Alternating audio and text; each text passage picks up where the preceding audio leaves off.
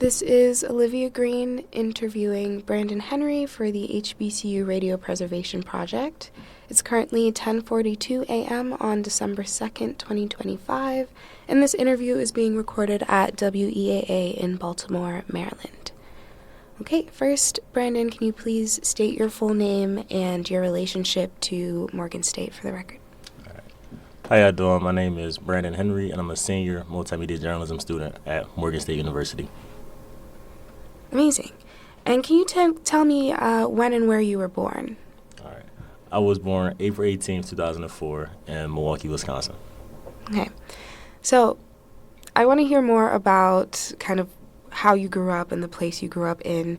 So if we were in, like, the movie of your life, like opening credits, what would we see young Brandon doing? What does home look like?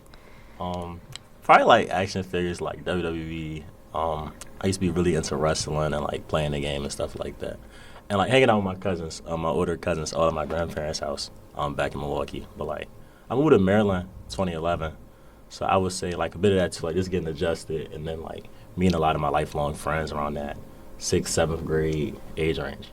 And where in Maryland did you move when you were 11? I moved to Suitland, Maryland, so Prince George's County, Maryland. Okay. Tell me about the people that raised you. My parents. So I used to spend time with both my parents, but then when I moved to Maryland, my mother, I was with my mom a lot, my grandmother, my aunt. So it was like I had 3 moms like at the time. Like, you know, they all played a part, including like my uncle, older cousins. It was like a community basically. Like everybody poured into me, especially getting adjusted to a new area. But I would still go back to Milwaukee like every summer until like high school. So they all played big parts, and we all talk still, of course. Do you have siblings? Yeah, I'm the second oldest of 4, so I have an older sister and 2 younger brothers. Okay, cool. What did your parents do for a living? So my mom is an accountant, and my dad, actually right now my dad's back in school too, so he's in engineering school. So I think we be talking about college like all the time, like, you know, it's finals, so we just been talking about that. But prior to that, he did a lot of like tech work, so going back into engineering, it makes sense. Yeah. So as a kid, when you're playing with your action figures and WWE and all of that stuff, were you thinking about like media? Like, were you building an interest as a kid in kind of TV and journalism and that kind of thing, or did that come later? I wasn't really thinking about media, honestly, till like COVID. When I was younger, I didn't really know what I wanted to do. Like, you know, every kid's like, they want to be an astronaut, police officer, all that stuff, but I didn't really start really thinking about it till high school. Like, I would just talk to my friends a lot about the stuff that was going on. So I started to look more into it. Yeah. So COVID, you're in high school when COVID happened, right? Yeah, I was a sophomore. You were a sophomore. High school feels like such a formative time for that to happen. Tell me about that experience. It was terrible. I ran track in high school too. So, you know, it's March. So indoor season just came to an end in February, and we're practicing. You know, I'm feeling good going into outdoor season. Like, I'm not gonna lie, I was talking crazy to my coach and my teammates. I'm like, hey, we gotta go out here, we gotta do good at a good indoor. So, you know, with the COVID, it was like, yeah, you'll be home for 2 weeks, and then we'll come back. I'm like, all right, our first meet in 2 weeks. And 2 weeks pass. They're like, no, we're not coming back. So I was surprised. I actually thought we wasn't going to come back. So it was just a tough adjustment. Like, you being in the house every day, hours on end, there's nothing you can do. You can't go outside. Your family's, like, paranoid. And then, like, I actually had, like, family that had, like, my dad had COVID. And it, like, I'm just seeing this difference. Like, he was real sluggish, tired all the time. So it was just I don't know if traumatizing is the word, but, like, it really had me on edge. Like, you actually seeing people you know get affected by it. Yeah. Yeah, and you said that that's kind of when you started having an interest in media and news and stuff like that. What were the things that you were paying attention to? At the time, I was looking a lot into, like, sports media, like the broadcaster, and I started, like, really paying attention to, like, what people would actually say when they're talking about the sports and just stuff going on in general. Like, Stephen A. Smith was a big inspiration of mine. And, like, you just see how, like, the stuff he's saying even outside of sports. Like, he had a lot of quotables, like, a lot of, like, memes and stuff like that. But I'm like, this is, like, somebody, like, I want to be like. Like, he does a lot. He pours into a lot of different avenues, sports, news, politics, even now. So Yeah. I was really looking at him. Yeah. So you're kind of exploring this world of sports media, you're running track. What else are you interested in high school? I did this construction plumbing program in high school because I moved out of the area of the school towards the end of freshman year, but I still wanted to go to Suitland. So I did a plumbing program my junior and senior year. It was pretty cool. I'm not gonna lie. We built the bathroom like the senior year, like everything from the piping, the tiling of the walls, shower, everything. So I was just well rounded in high school. It was just a lot I wanted to try. Yeah. Do you have like a job in high school at any point? Yeah, I had I started working during COVID. So, I was working like KFC, Panda Express. I was working at Kava, but like when the season and stuff was going on, I wasn't really working. Yeah. Okay. And so this is like you finished high school in 2023? 22. 2022. Okay. So, can you talk about like the political environment of kind of your household or your friends in high school? Like, I know COVID was like a big turning point. Then you have like the 2020 summer and George Floyd and all of that. Were you thinking about that at all in high school? Like, what was the discourse there? Definitely, especially like being born in Milwaukee, Right. Minneapolis and Minnesota, like it's not far. So I just remember like talking to my dad about that stuff, and just my family out there. Like it was a lot of stuff going on. The George Floyd situation, everybody's talking about it. Even it was some situation like in Milwaukee, some kid that got killed at like a gas station or a corner store, and my dad was talking like everybody protesting. So it was just a lot going on during COVID, like a lot of protests. I think there was some stuff going on out in D.C. I think like people were protesting, so it was just a lot going on in COVID, a lot of protests. So I just started to actually pay attention to what was going on, even like the presidential election. Like, obviously in 2020, I wasn't old enough to vote, but you're seeing how people are kind of making their decisions on like what they're voting for, like the stimulus checks and all of that stuff. So yeah, I really just started to kind of just look at why people are voting for what they're voting for and like how their upcoming has shaped their beliefs or their decisions. Yeah. And do you feel like kind of the decisions that you've made as an adult since then have been shaped by your upbringing? And yeah, can you talk about that a little bit? Definitely, especially with the election last year. So the 2024 summer, I did the NABJ student projects in Chicago, and Donald Trump was out there. So we were all in I think it was a ballroom he was speaking in. So I'm just seeing how he carries himself, how he talks. And then Kamala Harris was out in Philadelphia in September of the same year. And me and some other students from Morgan State and some faculty went out there. So kind of just seeing how the candidates are talking, like the difference between the two. It definitely kind of shaped like who I voted for then and just what I thought of them prior to actually seeing them in person. Kind of just confirmed some things that I already thought of or changed some things I thought. Yeah. Okay. So when do you start thinking about college and like Morgan? How did you end up here as a student? Honestly, like if you asked me this in like December 2020, like my senior year, I had no intentions of going to Morgan State. It was like a school, like a lot of people, like if you growing up in PG County, everybody that goes to like Bowie State or Morgan State, a couple people love Towson, but. Yeah. Yeah, I never was really thinking about Morgan until like the end of senior year. I was between Morgan State and Winston-Salem, but ultimately I chose Morgan because I was trying to run track. I'll be honest. I had a friend that went to my school that graduated a year before me. He walked on. I had some friends with PJ. I was running at Morgan, so I'm like, yeah, I'm gonna go here. I came here as a journalism major, but I wasn't thinking about journalism until spring 23. I actually started to get involved, and I saw a lot of ties between Morgan State and like. President Wilson was a chancellor at the University of Wisconsin. Dean Jones used to work in Milwaukee. I met like 4 students from Milwaukee, like just my freshman year, so I knew I made the right decision. Yeah, okay. So you said it wasn't until like 2023 where you started to kind of get more involved in journalism in the department. What did you do? What does that look like? I joined Bear TV. I joined MSCABJ, or the Morgan State University chapter of the National Association of Black Journalists. I joined the national chapter as well. I joined the Baltimore chapter. Like just actually interacting with the faculty. Like, freshman year, you're taking a lot of gen ed, so I wasn't really in the building, but I just kept showing up to like the Bear TV meetings and stuff like that, and the professor started to like recognize me. I guess I had built a reputation for just always being around. Yeah.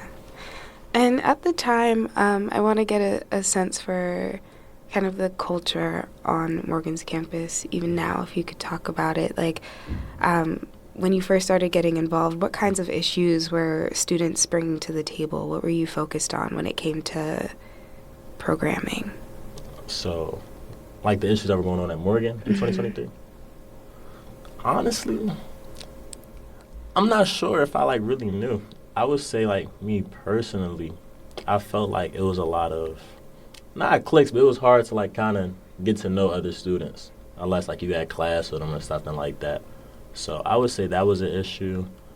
But besides that, I wasn't really sure. Like, I was just so focused on just like classes and stuff, just trying to get out. Yeah. But what I saw from like the students, it seemed like everybody liked each other, at least in communications. Like everybody knew everybody because there was a lot of upperclassmen. So they already had established relationships. Yeah. And what about the kinds of things that students wanted to cover on TV or kind of in the journalism department as a whole? I would say, back in like spring 23, it was a lot of networks within Bear TV. So like you had Bear Pod, they be talking about like pop culture and just things in general. The Morgan show was like sports.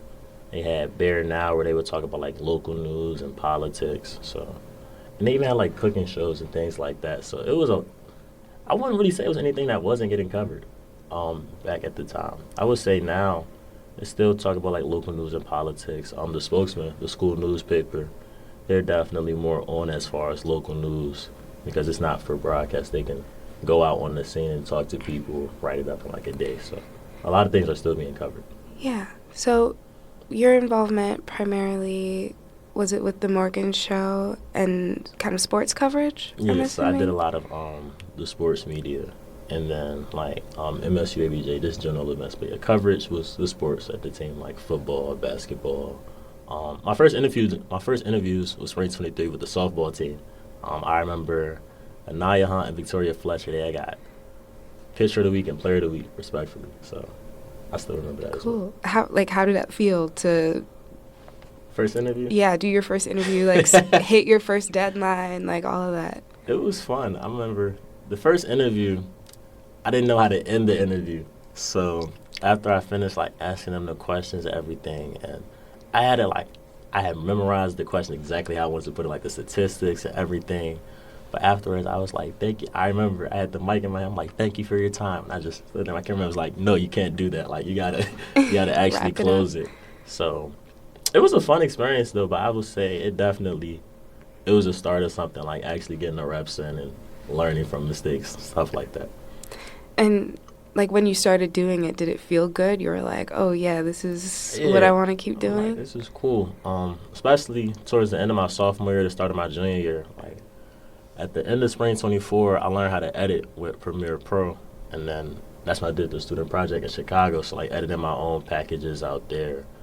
I would say the Chicago student project was the turning point for sure. Actually having to edit your own stuff, and with Donald Trump being out there, like this is a big environment. Like it was historical. So all these deadlines, and I was stressing. But going into fall 24, it felt like it was effortless. Like I'm doing the sports package, football coverage. By Friday, I'm done with everything, like each time. So I would say that was definitely the turning point. I feel like I was on top of everything. Yeah. And what do you think, like seeing that arc now you're in your senior year, like what has that taught you about yourself as a journalist, as a person? It doesn't stop. Like that's the main thing with journalism. It doesn't stop. There's always another deadline. Even I'm interning with Afro newspaper this semester, so like you do these meetings Monday through Thursday. I'm talking to Miss Alexis Taylor, the managing editor. It's always a deadline. It's a story you can pick up, a press release rewrite. So it's just all about getting the reps in. Even if you make a mistake, which you try not to, but sometimes it's inevitable. Something might not go right. A file might get corrupted, but we move. You got to keep going. Yeah. I want to talk a little bit specifically about like HBCU student media and what that means, kind of the history and impact of places like WEAA and like Bear TV that are doing the work of training Black media professionals like yourself that will continue to do good work in the world. My question is, do you think about that and kind of like what it means to be doing this work here? I would say my perspective was definitely open my junior year once, like, underclassmen started asking me for advice. That's when, like, my perspective changed. I'm like, dang, like, that was just me. So it did make me realize, like, once I leave, like, stuff will still be going on at Morgan. You kind of want to leave an impact. No matter how big or small it is, you want to leave something behind or teach someone something. I remember it's just like to learn stuff, you got to pay it forward, you got to teach it so the information isn't lost. So definitely not only just like preserving HBCU media, but making sure those who come after you will do a better job of preserving it and add new stuff to it. Yeah. Just representing your school and just HBCUs as a whole. And have there been any people, either faculty members or students, former students that have been mentors to you and dropped those words of advice for you? Yeah, I would say my personal mentor, Morgan alum Tremon Lucas, he was one of the first people. Like, I met him spring 23 as well. Excuse me. Tremon Lucas, Morgan alum Jordan Brown, Ashlyn Wilson, I got Julian Johnson, even faculty like Professor Edward Robinson. He's someone I talk to a lot. Edward Harris, Chairman Davis, Dean Jones. A lot of these people, like, I talk to them about stuff outside of just school, but they definitely have all invested into me and just try to just make sure I'm on the right track and understand what I'm doing. It's not just schoolwork. Even Professor, I don't want to forget her name. Oh my God, I can't remember. But it's a lot of other professors at the school. I really say the whole SCJC. And then, like, they also lead by example. You see these professors, like, some of them got Wikipedias. They all had TV shows and stuff like that. So when you're seeing they're doing these type of things, it's like, wow, like, I'm trying to be like that. Is there, like, a particular word of advice that you got over your time that has stuck with you? I won't say a specific quote, but kind of just there's no room for excuses.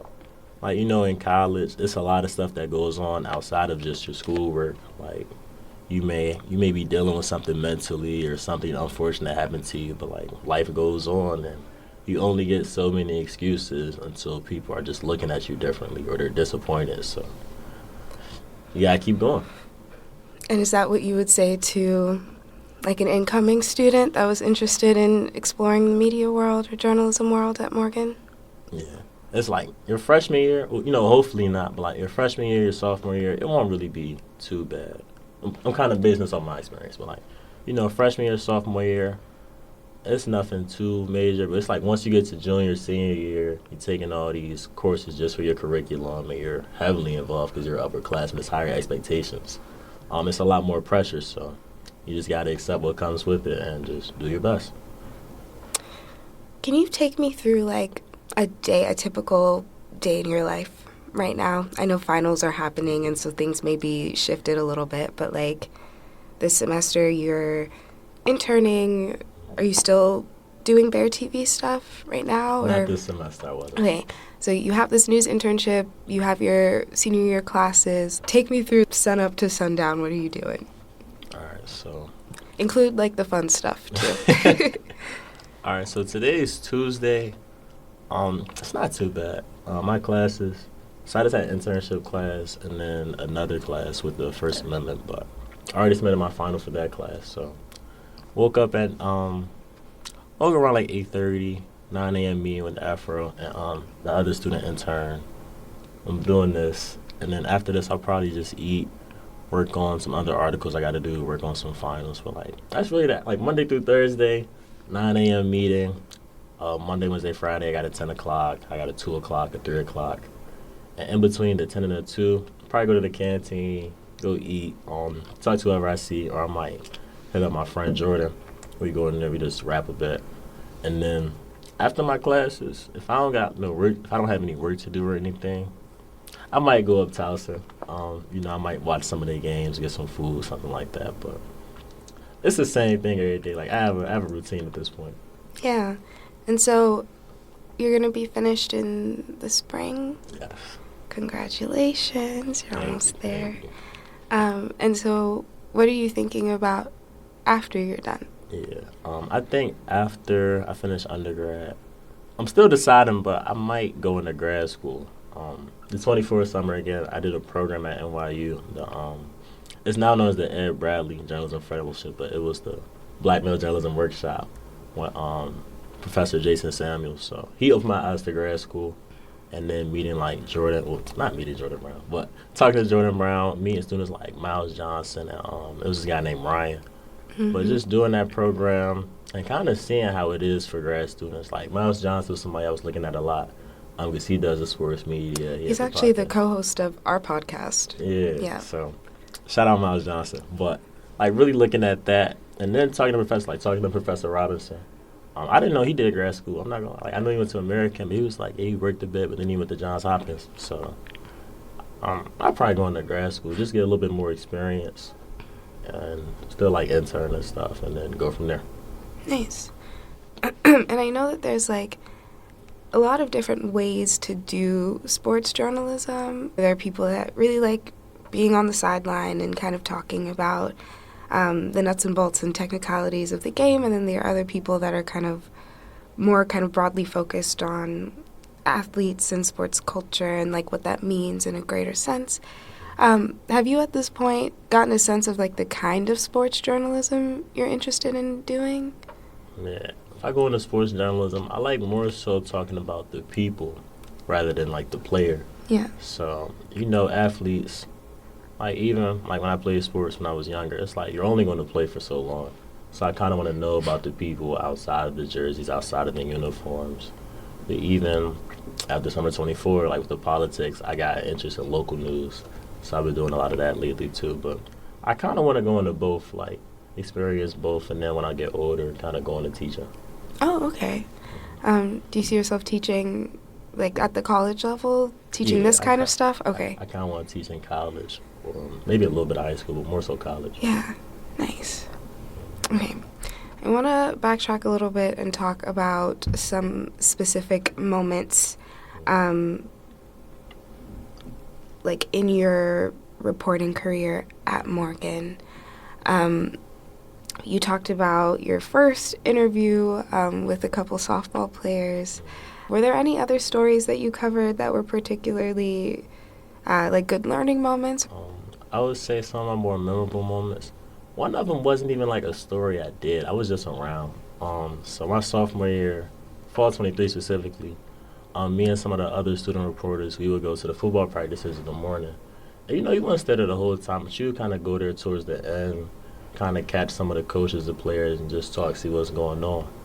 And the football head coach and associate head coach. So head coach Damon Wilson, he came here, and associate coach Coach Sewell. They both came here fall 22. Like we came here at the same time because they were originally at Bowie State. And I remember I visited Bowie State in college it would have been the spring 22 semester, but like just towards the end of my senior year. And I remember I saw both the coaches. And Coach Sewell specifically, he had came up to me and one of the other students. And he was just like, yeah, do y'all even know what school we came from? And I'm like, I seen this man at Bowie, but I don't want to be wrong, so I'm just not going to say anything. And he's like, y'all are student journalists. Like, y'all are supposed to know this. So I would say that was a learning moment. It's just, you got to know what's going on. And even if you say the wrong thing, like just, I'm not going to say guess, but if you feel like you know what the answer is, you should at least try it. But some of my favorite stories, I would say our homecoming football game last season against Lincoln. I did a profile on Cameron Hobbs from the basketball team. He originally had walked on to the basketball team, and then he was first team on MEAC last season. He had a crazy run. Like we beat Howard. Yeah, we beat Howard in the MEAC tournament. He had hit the game winner, so that was probably my favorite story so far. Have you ever like gotten reactions from people on campus about like the work that Bear TV has been doing? Like how much are other students like outside of journalism students like engaging with student media? It depends. So like the sports part, the athletes, even if they don't say the athletes are watching what's being put up. I would say a big reaction that came from student media was this past graduation with the spokesman. So at graduations, students are part of like Greek organizations or Divine Nine. They may stroll or hop and stuff like that. And I guess that was a big issue during the spring 25 graduation. And President Wilson, I think he had released a statement about it. It was like issues with the power and stuff like that with the students strolling. And the spokesman had released an article about it. And I remember seeing students, a part of organizations, upset about it and talking about like it's a part of the culture or the history of the organization. So I would say it's stuff like that, like whether it's controversial or somebody has a specific interest. But yeah, students are definitely seeing what's going on. Have there been any like student protests or things like that while you've been a student? Yeah, I want to say fall 23. I think it was, fall 23. Students were looking and they saw it was ties between like Morgan State and Israel. And I think it was like a career fair in the student center, like in the upstairs ballroom. And there was a lot of like masks, like students came in with masks, like they masked their faces. And they were chanting something. I think they had like posters and stuff like that. That's probably the most memorable protest that comes to mind at the top of my head. But they were like calling for Morgan to sever their ties with Israel, and stuff like that. And like also, I think Morgan, I don't know if I would say they tried to highlight their ties with Israel, but it was like, the stuff with Israel and Palestine. The students were just upset that their school, ironically, would have relations with Israel and like business relations with the country. Yeah. And so as student journalists, how were you talking about that? Or were you talking about that in class? Like, I'll be honest, it was really tricky. It was really iffy. It were students in the journalism school that protested it. And I think it kind of made things weird between like the students and the faculty, because it's like, it's wrong, but it's kind of weird to speak on it. I don't know. I was just like, from my perspective, things were kind of awkward. Okay. So now I'm going to ask you about NABJ in Chicago and your experience there, kind of in the student newsroom. If somebody doesn't know what any of those things mean and what that looks like, paint the picture for me when you're in the student newsroom. Like, what does it look like? Who's running around? What are you doing on that day? All right, so, and for prior context, we didn't know Trump was coming until like the first night we got there. So I want to say I got there like late July or something like that. All right, so it's the first day. You have the dinner with the rest of the student project and the J shops, like the high school students. And the hosting station, they're talking to you and everything like that. We go back to the newsroom. And the newsroom, it's just like a bunch of computers. It's different stations for whatever you work in. So I was in the broadcast group. So they had broadcast, they had print, they had digital, assignment desk, photography, and I think they had podcasts at the time too. So it was a 6 team, it's like 30 students, like 5 from each. So we're sitting in the room and like you get the NABJ polos, and then Miss Carol Gant, she's the chair, or the co-chair. And I think the other lady is Miss Jaya. I don't know her last name, so I'm going to say Miss Jaya. But Miss Gant, I think she had got a call, and they were talking about, Trump is confirmed, he's coming in. So everything is crazy. Like, we're just sitting there. We're in the newsroom till like midnight, like just preparing on how to go over this, because of course, with Trump coming, it's going to be Secret Service and top security. And the whole check-in process, he came to speak, I think he was supposed to speak at noon, so if you were attending, you had to check in at like 6 in the morning, just check in, and then you came back around 10 or so, and they check your bag and everything like that. Check your bags, check your equipment, like everything. So it was a crazy process. Then like you had people just from the area, it was a lot of black people and like Trump para, like Blacks for Trump hat. I remember it was these 2 women. They had like the Blacks for Trump hat, T-shirts, all type of stuff. But they weren't able to go into the event. Like it was like a ticketed event or like something like that. You had the RSVP, so they're just outside in the. I think the convention was held at the Hilton Hotel, So they're just like in the hotel lobby and everyone's there. It's all these different news stations, everything. It was a controversial panel at that. A lot of people were like, the panelists weren't letting Trump speak and they didn't like how they were talking to Trump and everything. So it was a crazy experience. Like, I remember it vividly. He came like 2 hours late, but you're still on deadline for 3 o'clock. It was stressful. So what was your story that you were filing that day? I was doing a reaction piece, and I had to do 2 pieces. So that one was pre-coverage, and we were just talking about the history of NABJ inviting presidential candidates. And I was in the hotel lobby, and I just spoke to Roland Martin like he was one of the first people I saw. And I was just talking to him. I remember my cameraman was like, "Do you know who that is?" And I'm like, "No, he's just just some guy. Like he's some guy though." He's like, "Oh, that's Roland Martin. He's big, like a big figure in media." So I was talking to Roland Martin. I talked to one of the NABJ co-founders, Miss Sandra Dawson Long Weaver, and I talked to some other journalists that were like at the hotel. But then after Trump spoke the next day, I had talked to some professional journalists. I talked to some deans of their journalism schools and just getting a reaction on it, whether they thought NABJ had made the right decision talking to Trump and what they thought about it as a whole. So it was a cool project. It was just stressful talking to people. Everybody want to be off the record. So enjoyable experience though, big learning experience for sure. Yeah. If you could like boil that down to like 2 takeaways. Expect the unexpected. You got to be prepared to be under pressure. Mm-hmm. Like, those are the main 2 things I took away. Like, deadline is the deadline. Because the TV people don't want to hear, "Oh, you had these hiccups." You got to come up with something. Yeah, yeah. And so are you kind of working in a team, or are you like one-man show, filming your own clips and walking around and that kind of thing? No, so with the student projects, the local stations, they'll provide cameramen. So I had a cameraman, with this package specifically, after Trump had spoke, it was me talking to people. So I had used my phone, and I had a mic attached to it where people could clip it on or they could hold it. So with that, it was just me.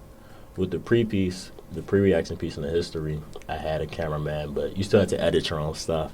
And I was still fairly new to editing, so the mentors were like, and I'm not going to lie, like in the meetings leading up to the student project, I'm hyping myself up. I'm like, yeah, I know how to do this, I know how to do that. So mentors are like, "What's take you so long to edit?" I'm like, I just learned back in May. So it was one man, and sometimes you get help, but the mentors, it was at least 1 or 2 mentors on my computer at all times during the editing process. Yeah. And so how did it feel to like be working alongside professionals, the professional camera people and your mentors as well? I mean, it was a great experience. So my mentor, Trayvon Lucas, is a mentor for the digital side. And then at the time, Dwayne Saunders, he was a professor at Morgan. Yeah. At the time, he was a mentor for the photography team. So, of course, you got the home team people there, they're helping me. But even, like, building relationships with some of the people in the broadcast group, like Bethal Miles, I knew who he was prior to the student projects. Then I met Bethany Cates and all these other people within the broadcast team. And we all were just talking to each other, helping each other throughout the story. So it was a great experience. And you just see all these people that, Stephon Dingle, he's another mentor of mine. He was in the broadcast group, so he was on me. Miss Denise James, I love to this day. She's a professor at Temple, and she's my personal mentor for the student project. You get assigned someone. But yeah, she was on it. All the mentors, really, they all invest into you, especially. Like, you got to pick for a reason. Yeah. So they're making sure you're getting your time worth. And so now you're at the Afro-American. Mm-hmm. Did you have any other, like, internships before that one? No, the 24th summer, I interned with J.R. Jackson with CBS Radio or Odyssey Radio with the J.R. Sports Brief. So I was like a production assistant, basically. Like, you'd help with topics and do research. And I'd come in once a week to just help with the live recordings, help with some stuff for social media. That was a great experience, just being in Georgia, going to these things. Yeah. And that was like in person over the summer, like you were there, Georgia. Nice. And had you been to Georgia before or spent time? That was my first time there. Okay. And I was staying at Emory, and they were like, "Yeah, Emory, that's Atlanta. You're in Atlanta." I'm in Decatur. Like, for people that's listening to us, like from the Maryland or Baltimore area specifically, Decatur to Atlanta is like Towson to Baltimore. Like, you're close, but it's not. It's not the same thing. But it was a good experience. Yeah. I did this TNT summit back in May, so it was some people still in Georgia from that I was connecting with over the summer. So it was great. Good. And so you had those NABJ student experiences. Obviously, like, you're in class and school picking up these skills. You're kind of reinforcing those with Bear TV and your student journalism work. And now you're like senior year internship. Can you talk to me about like your first day of this internship? At Afro? Yeah. What was that like? I would definitely say I feel like I was prepared, especially just how you said, building the reps and working under pressure. I would say with the Afro this semester, I'll be honest, I didn't make the best first impression with Miss Taylor. Like, even just connecting with her. Professor Robinson helped me with the internship, like getting in touch with her. And after we finally got in contact, my first piece was supposed to be with homecoming. And I was supposed to do a broadcast piece, talk to some people about how they felt about the homecoming, get some B-roll, especially because campus was scheduled to get shut down at 5 when President Wilson had released a statement. And at the time, I was still with Bear TV, so I'm working the homecoming game. And I remember with the game, we had some equipment like that was like the camera had died and we didn't have another battery. And we didn't realize till we were already on the sidelines. The game was about to start. So I'm seeing this. I'm like, man, whatever. I left at half, so I'll be honest. Left the game at halftime. Come back out. This senior, I'm actually trying to enjoy my homecoming. The story completely slipped my mind. It got canceled. What else? Dale State after. So that's Saturday. The next day, I'm just sitting there thinking, like, dang, this story is still due tomorrow. Like, I don't know what I'm about to tell this lady. I was afraid. I remember she called me the next day. And, of course, she's like, where's the story? Like, what are you doing?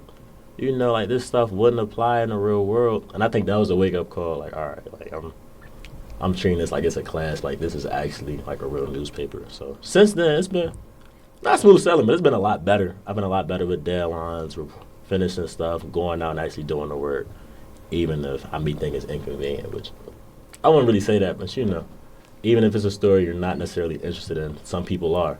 So I've been on it. It's been good. Yeah. And I feel like a lot of journalism is just talking to people. I feel like I'm good at conversation, so it's been pretty well. Yeah. Do you have like a clip that you're most proud of from this year, or a story you worked on?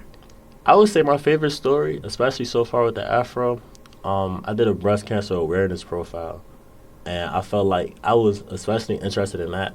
My grandmother used to have breast cancer. She survived her, but I had family that dealt with this. So when I got assigned the piece, and I'm talking to these women and they're sharing their stories, I definitely felt more, not inclined, but I had a big interest in actually sharing what they've been through. That was a good story. They had a kidney walk. I did a pre-cover story, but I actually did an Instagram reel about the event. And this guy, David, he's a part of like Omega Sci-Fi. His team name was called David's Crew. And he had proposed to his fiance at the end of the walk. Like, I participated in the walk.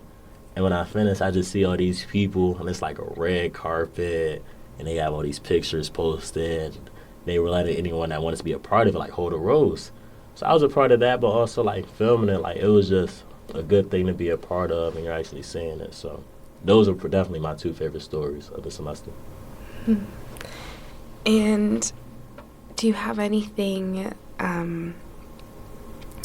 that you're like any aspirational stories, like things that you've always wanted to cover kind of in the coming semester before you get out of here? I do want to do a story about the class, now class of 26. We were going through COVID and we missed a big part of our experience, but we're the first class that actually went back to high school during COVID. And now we're about to graduate. So I want to talk to some people and just kind of see how that year and a half in the house or the year and a half at home kind of impacted their college experience. You know, you're finally back, and now not everybody's from Maryland, so you're away from home. You're getting used to all of that. So that'll probably be something I definitely aim to do around next semester. But other stuff, a lot of the stories, like, they just come up based off things that happen. So my best story, I'm probably not even aware I'll be doing it yet. About the story about your class and COVID, like, how do you feel like it affected you?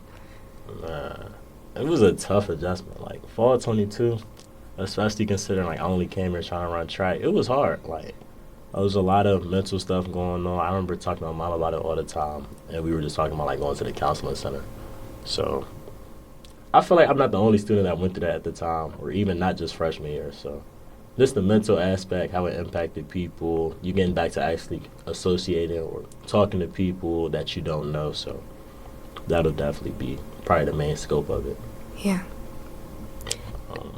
Like, what do you think has been lost or changed? Maybe not lost, but changed. Lost. I would say a lot of people don't have school pride. Like, people think it's corny or it's not cool to. People think it's cool to kind of trash a school that you pay money or you got scholarships to attend. Like, even just starting with the sports teams, like, the only time the football games are packed, the first home game, the Towson game, maybe homecoming. Like, homecoming wasn't really packed because the campus shut down at 5. 5 o'clock is when a lot of people start to come in. So things like that. The basketball team, they had lost a close game to UMBC. Like, they hit a game winner on us, I'm not going to lie. Then we lost the NCAT close game. And as soon as you go on TikTok, people are trashing the team, or if the athletes are posting anything non-sports related. The Fizz app, I'm pretty, like, the other HBCUs got it now. Everybody on Fizz talking about each other. Oh, I heard this person did that. This athlete did this. I would say that, like, social media, to an extent. A lot of people are just talking to people over the phone, but you're not talking in person. That's a lot of stuff lost. Like, probate season, campaign season, those are, like, the 2 worst times of the year because everybody's being messy about everything. Like, I ran from Mr. Morgan last semester, and you go on Fizz, and they were just, not even just me, but, like, the other candidates. Like, they're saying all this stuff about these people. It's like, you wouldn't say this to them in person. It's like, it's just, it's crazy. It's crazy. Yeah, no, it's so interesting, like, how that happens. Like, I feel like Yard Talk has, like, been moved to, like, social media, socials, and, like, you never know who's, like you who don't are know who's you? saying it. Yeah. Yeah. Okay. So, for somebody that has never maybe been to Baltimore before or hasn't spent time at Morgan in Maryland, how would you describe kind of, like, the vibe, for lack of a better word? Like, you spent time in Chicago and in Decatur, Atlanta. Like, those are, they're different. Like, tell me, like, what is Baltimore like? Baltimore is beautiful to me, honestly. I really like it. Prior to, like, orientation, I only been to Morgan State once. Like, they used to have the states for track and field, so I went there 2019 freshman year. But when I was coming back and just looking at the city, me and my mom were both like, Baltimore's a lot like Milwaukee. Like, the structure, the duplexes, and just the city, like, it's on the come up. I'll say that. Even with Mayor Brandon Scott, like, it's a lot of changes being made to Baltimore. The crime isn't what people think it is. Like, you hear Baltimore, people think of The Wire if they've seen it. They're like, oh yeah, it's like that. It's not. Like, it's a lot of course, crime is kind of, it's everywhere, but it's not as bad as you would think it is in Baltimore. A lot of the people, I won't say friendly, but they don't mean no harm. Somebody might call you a dummy, but, like, that's just how they talk. Like, they caught me off guard the first time, but it's a term of endearment. So Baltimore is nice. I like it out here. I really do. Yeah. And would you say that, like what's the relationship between Morgan State students and Baltimore, like, the city? I would say it's a pretty good relationship. A lot of Morgan State students do community service in the Baltimore community or the Towson community. A lot of Morgan State students are from Baltimore. So it's a lot of ties between it. And I definitely feel like it's a give and take relationship. Like, Baltimore pours into Morgan and Morgan pours into Baltimore, for sure.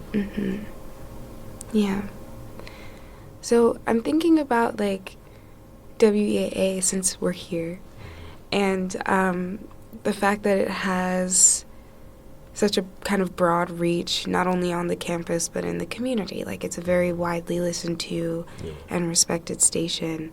What's your impression of the radio station? Honestly, I didn't know much about the station. Like, being a freshman, and I knew about it about sophomore year, but freshman year, I just knew, like, on the third floor is this door over to the left, and they have like a whole setup. Like, I don't know what they're doing, but it must be something. But then my professor started talking about it, and I actually learned what WEAA stands for, which is We Educate African Americans. And I remember they saying, like, the reach is outside of just, I guess, other countries. I think it goes out to New York and all of this. So I'm actually seeing the impact of what goes on with radio, and even just, like, the importance of radio. Like, even with the internship with JR back in March, I was in an Uber going somewhere, and the guy was listening to it. So you just think, even if you don't listen to it, there are millions of people or thousands of people that do. So I'm just learning more about its reach in general. Is there anything that we didn't talk about, either about your experience at Morgan or, like, you personally, that you think is important to share? I kind of just put more of the spotlight, like, on the faculty that's at SCJC, like, really talking about that. Like, it's a lot of living legends, like, between spring 23 and, like, spring 24. Like, I'm really looking at these people. Like, Professor Booker, that was another professor I wanted to shout out. I couldn't remember her name at the moment. Booker's one of my favorite professors. I remember I had one of her classes, spring 24, and she literally asked, she was like, "Did y'all look me up?" And we were like, "What? Like, what is this lady talking about?" But, like, she had written a book, and, like, she had got an award on the book. She used to work at a funeral home, and she's a Baltimore native. I don't know, the book I got awarded. She's written books. She's written children's books now that she's a mother. She's very decorated. Professor Karen Dewitt, she had, like, a cooking show with BET. She's one of the professors with a Wikipedia. E.R. Ship, Pulitzer Prize winner, has a Wikipedia, long resume. Professor Robinson, Chairman Davis, Dean Jones. Dean Emeritus Dwayne Wickham, one of the 44 founders of NABJ. Yeah. We're interviewing him on Wednesday. Dr. Jason Johnson. I remember, like, fall 23, he used to cancel class, like, "Oh yeah, I gotta do something with TV real quick. I'm doing this documentary about black quarterbacks." So, like, you just see all this stuff, and it's like, wow, like, these people are beyond accomplished. And these are just the professors whose classes I've had. It's probably other professors in here that I'm not as aware of, but they're just as accomplished, if not more. Amazing. Thank you so much, Brandon. And, I appreciate you sitting down with me and making the time, but that's it from me, unless you have anything else to say. Shout out to the National Treasure, man. Bears better. That's all I got to say. Awesome.